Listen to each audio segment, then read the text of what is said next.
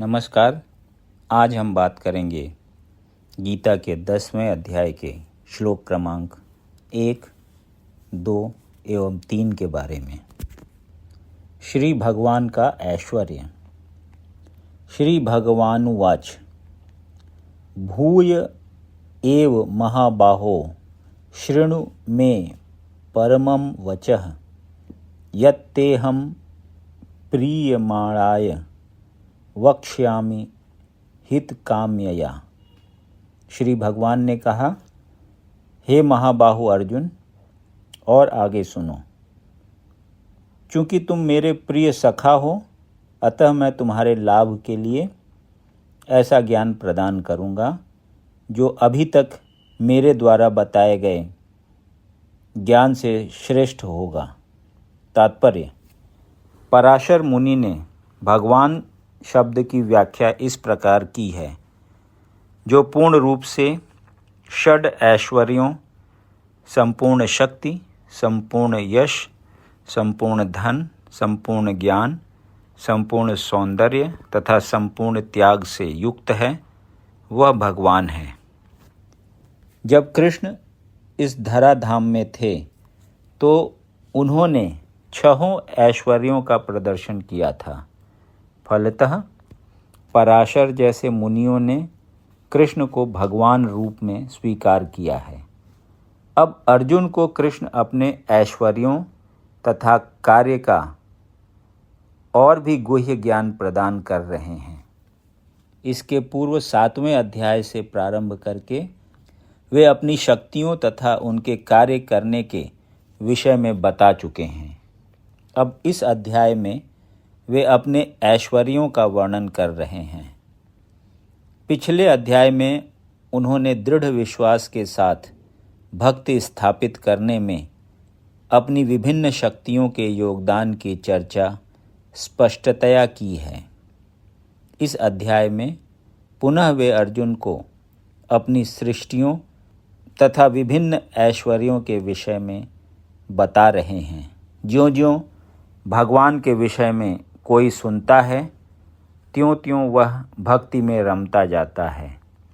मनुष्य को चाहिए कि भक्तों की संगति में भगवान के विषय में सदा श्रवण करें। इससे उसकी भक्ति बढ़ेगी। भक्तों के समाज में ऐसी चर्चाएं केवल उन लोगों के बीच हो सकती है जो सचमुच कृष्ण भावनामृत के इच्छुक हों। ऐसी चर्चाओं में अन्य लोग भाग नहीं ले सकते।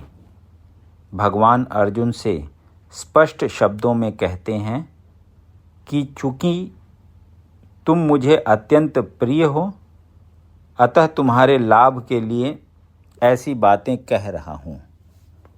न मे विदुः सुरगणाः प्रभवं न महर्षयः अहमादिर्हि देवानां महर्षीणाम च सर्वशः।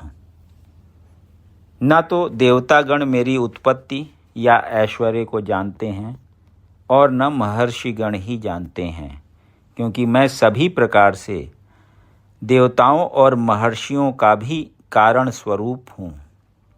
तात्पर्य: जैसा कि ब्रह्म संहिता में कहा गया है, भगवान कृष्ण ही परमेश्वर हैं। उनसे बढ़कर कोई नहीं है। वे समस्त कारणों के कारण हैं। यहाँ पर भगवान स्वयं कहते हैं कि वे समस्त देवताओं तथा ऋषियों के कारण हैं।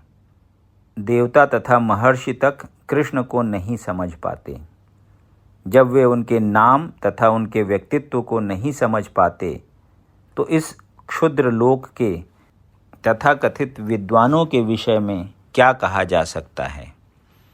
कोई नहीं जानता कि परमेश्वर क्यों मनुष्य रूप में इस पृथ्वी पर आते हैं और ऐसे विस्मयजनक असामान्य कार्यकलाप करते हैं। तब तो यह समझ लेना चाहिए कि कृष्ण को जानने के लिए विद्वत्ता आवश्यक नहीं है। बड़े बड़े देवताओं तथा ऋषियों ने मानसिक चिंतन द्वारा कृष्ण को जानने का प्रयास किया, किंतु जान नहीं पाए। श्रीमद् भागवत में भी स्पष्ट कहा गया है कि बड़े से बड़े देवता भी भगवान को नहीं जान पाते।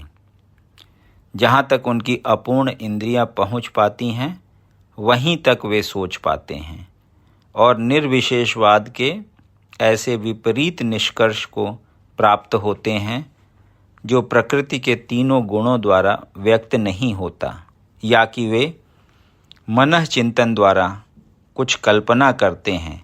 किंतु इस तरह के मूर्खतापूर्ण चिंतन से कृष्ण को नहीं समझा जा सकता। यहाँ पर भगवान अप्रत्यक्ष रूप में यह कहते हैं कि यदि कोई परम सत्य को जानना चाहता है तो लो, मैं भगवान के रूप में यहाँ हूँ, मैं परम भगवान हूँ। मनुष्य को चाहिए कि इसे समझे।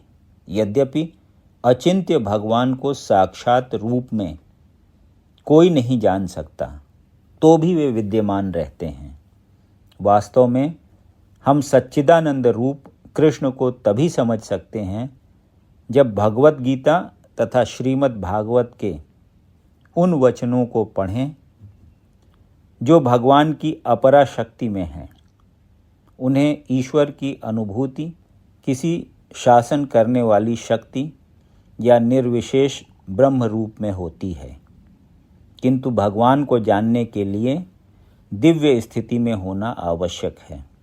क्योंकि अधिकांश लोग कृष्ण को उनके वास्तविक रूप में नहीं समझ पाते, अतः वे अपनी अहैतुकी कृपा से ऐसे चिंतकों पर दया दिखाने के लिए अवतरित होते हैं। ये चिंतक भगवान के असामान्य कार्यकलापों के होते हुए भी भौतिक शक्ति से कल्मषग्रस्त होने के कारण निर्विशेष ब्रह्म को ही सर्वश्रेष्ठ मानते हैं। केवल भक्तगण ही जो भगवान की शरण पूर्णतया ग्रहण कर चुके हैं, भगवत कृपा से समझ पाते हैं कि कृष्ण सर्वश्रेष्ठ हैं। भगवत भक्त निर्विशेष ब्रह्म की परवाह नहीं करते। वे अपनी श्रद्धा तथा भक्ति के कारण परमेश्वर की शरण ग्रहण करते हैं और कृष्ण की अहैतुकी कृपा से ही उन्हें समझ पाते हैं। अन्य कोई उन्हें नहीं समझ पाता। अतः बड़े से बड़े ऋषि भी स्वीकार करते हैं कि आत्मा या परमात्मा तो वह है जिसकी हम पूजा करते हैं।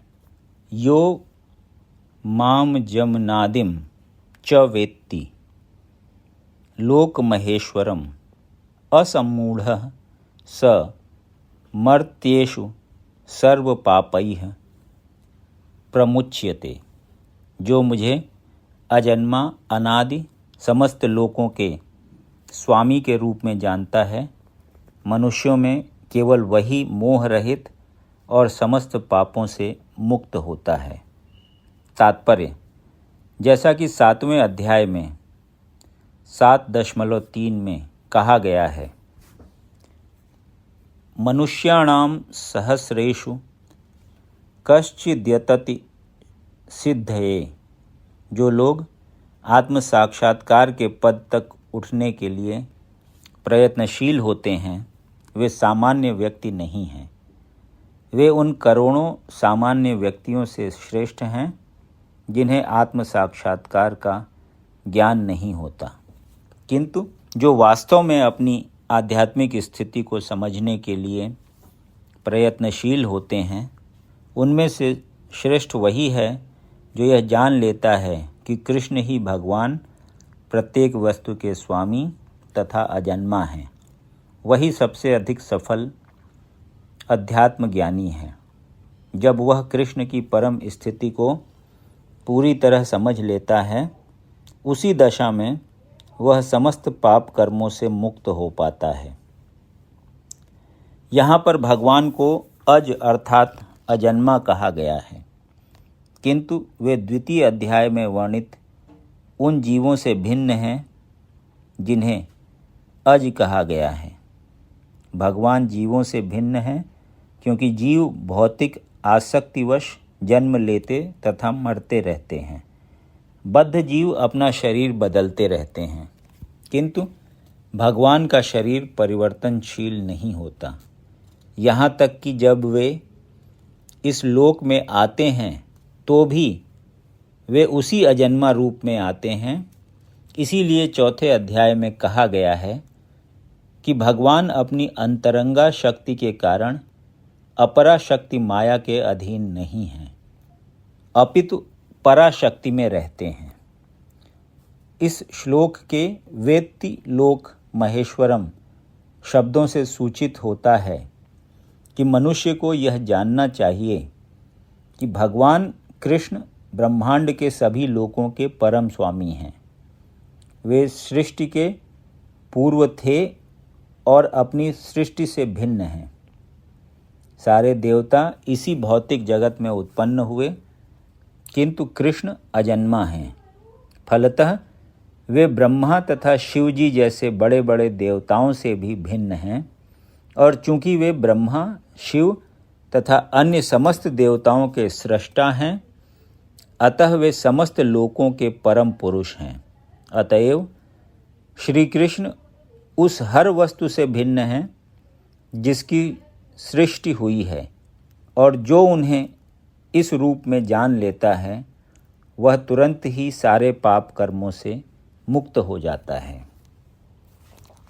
परमेश्वर का ज्ञान प्राप्त करने के लिए मनुष्य को समस्त पाप कर्मों से मुक्त होना चाहिए, जैसा कि भगवत गीता में कहा गया है कि उन्हें केवल भक्ति के द्वारा जाना जा सकता है, किसी अन्य साधन से नहीं। मनुष्य को चाहिए कि कृष्ण को सामान्य मनुष्य न समझे, जैसा कि पहले कहा जा चुका है। केवल मूर्ख व्यक्ति ही उन्हें मनुष्य मानता है। इसे यहाँ भिन्न प्रकार से कहा गया है। जो व्यक्ति मूर्ख नहीं है, जो भगवान के स्वरूप को ठीक से समझ सकता है, वह समस्त पाप कर्मों से मुक्त है। यदि कृष्ण देवकी पुत्र रूप में विख्यात हैं तो फिर वे अजन्मा कैसे हो सकते हैं? इसकी व्याख्या श्रीमद् भागवत में भी की गई है। जब वे देवकी तथा वसुदेव के समक्ष प्रकट हुए तो वे सामान्य शिशु की तरह नहीं जन्मे। वे अपने आदि रूप में प्रकट हुए और फिर एक सामान्य शिशु में परिणत हो गए। कृष्ण की अध्यक्षता में जो भी कर्म किया जाता है वह दिव्य है। वह शुभ या अशुभ फलों से दूषित नहीं होता। इस जगत में शुभ या अशुभ वस्तुओं का बोध बहुत कुछ मनोधर्म है, क्योंकि इस भौतिक जगत में कुछ भी शुभ नहीं है। प्रत्येक वस्तु अशुभ है, क्योंकि प्रकृति स्वयं ही अशुभ है। हम इसे शुभ मानने की कल्पना मात्र करते हैं। वास्तविक मंगल तो पूर्ण भक्ति और सेवा भाव से युक्त कृष्ण भावनामृत पर ही निर्भर करता है। अतः यदि हम तनिक भी चाहते हैं कि हमारे कर्म शुभ हों, तो हमें परमेश्वर की आज्ञा से कर्म करना होगा। ऐसी आज्ञा श्रीमद् भागवत तथा भगवत गीता जैसे शास्त्रों से या प्रामाणिक गुरु से प्राप्त की जा सकती है। चूँकि गुरु भगवान का प्रतिनिधि होता है, अतः उसकी आज्ञा प्रत्यक्षतः परमेश्वर की आज्ञा होती है। गुरु, साधु तथा शास्त्र एक ही प्रकार से आज्ञा देते हैं। इन तीनों स्रोतों में कोई विरोध नहीं होता। इस प्रकार से किए गए सारे कार्य इस जगत के शुभाशुभ कर्म फलों से मुक्त होते हैं। कर्म संपन्न करते हुए भक्त की दिव्य मनोवृत्ति वैराग्य की होती है, जिसे संन्यास कहते हैं। जैसा कि भगवत गीता के 6वें अध्याय के प्रथम श्लोक में कहा गया है कि जो भगवान का आदेश मानकर कोई कर्तव्य करता है और जो अपने कर्म फलों की शरण ग्रहण नहीं करता, अनाश्रितः कर्म फलम, वही असली सन्यासी है। जो भगवान के निर्देशानुसार कर्म करता है, वास्तव में सन्यासी तथा योगी वही है। केवल सन्यासी या छद्म योगी के वेश में रहने वाला व्यक्ति नहीं। यदि आपको ये वीडियो पसंद आया तो इसे लाइक करें और ऐसे ही अन्य वीडियोज़ को सुनने के लिए इस चैनल को सब्सक्राइब करें। धन्यवाद।